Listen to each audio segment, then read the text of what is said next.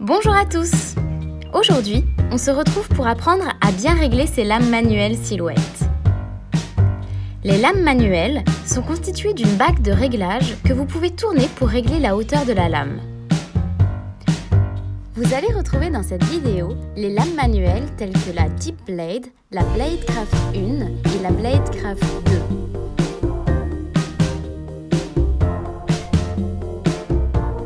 La Bladecraft 1 peut découper des matières souples d'une épaisseur allant jusqu'à 2 mm.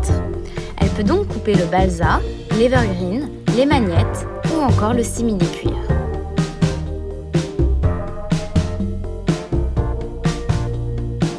La Bladecraft 2, quant à elle, peut découper des matières souples allant jusqu'à 3 mm d'épaisseur, ce qui sera idéal pour la feutrine par exemple.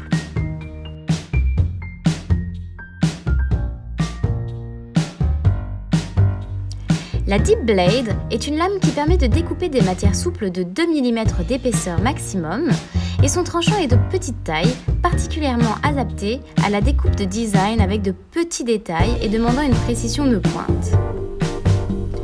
Sachez que les lames peuvent se nettoyer. C'est particulièrement utile lorsque vous découpez des matières fibreuses dont les fibres peuvent se coincer dans l'orifice de la lame et ainsi perturber la découpe. Pour nettoyer vos lames craft, il vous suffit de dévisser complètement la bague de réglage, puis d'utiliser un petit pinceau pour épousseter tous les petits résidus.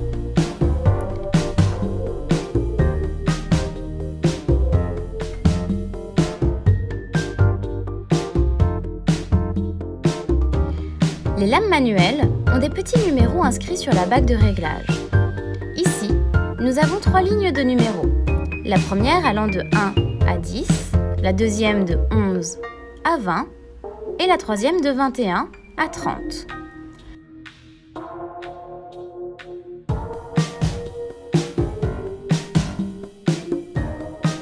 En termes d'échelle, considérez que régler sa lame sur 1 correspond à 0,1 mm, sur 10 à 1 mm, sur 20 à 2 mm et sur 30 à 3 mm.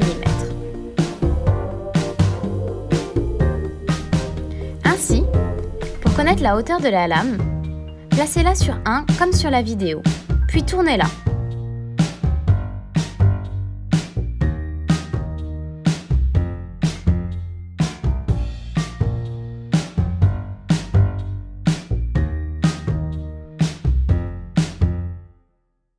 Une fois arrivé à 10, vous passez sur la ligne du dessus et vous pouvez considérer que votre lame est sortie d'au moins 1 mm.